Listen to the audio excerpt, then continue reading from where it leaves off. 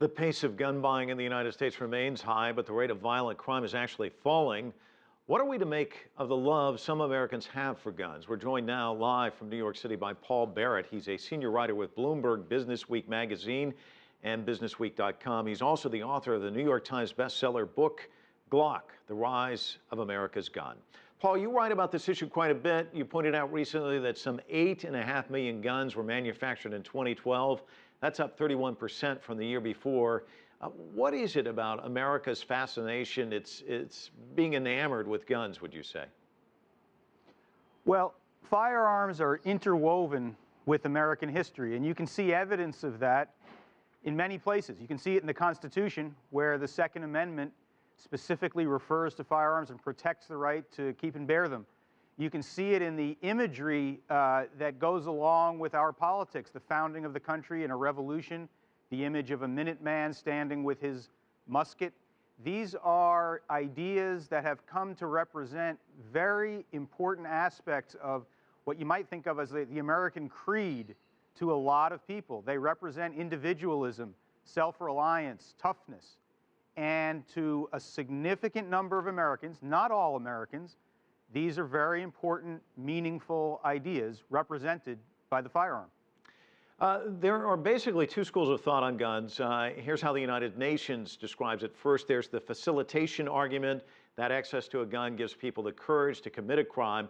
Then there's the one of deterrence, in essence, that wider access to guns actually discourages criminal aggression because the criminal fears their victim might be armed. And here's how all of that translates here in the United States. Gallup tracks support for gun control laws in the U.S.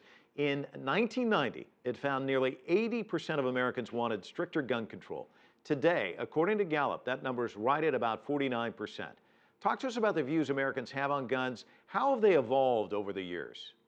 Yeah.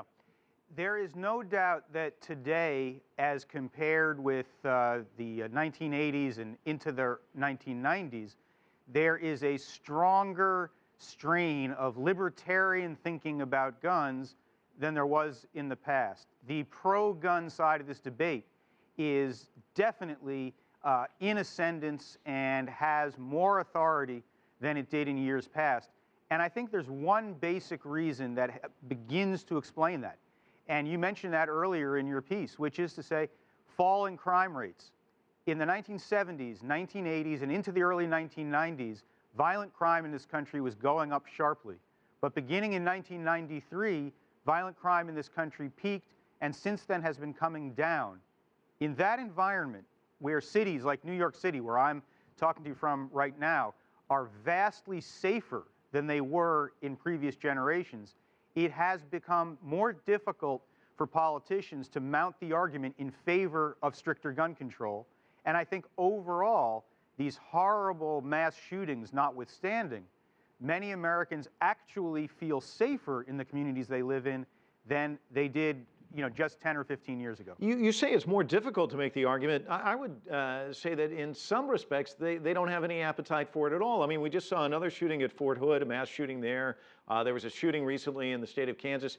And I'm not hearing a lot of people coming out and saying, maybe we need to look at this issue again and have some gun control measures passed.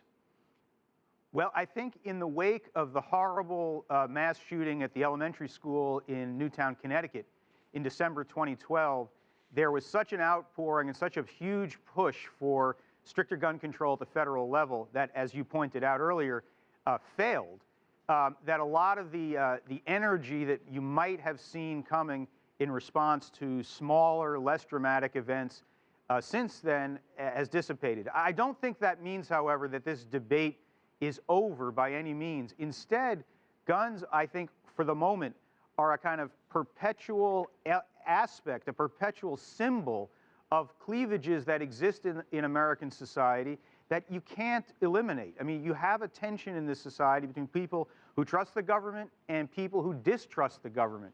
You have a tension in the society between people who are worried about, a tyranny from Washington and people who think Washington is the source of answers and solutions.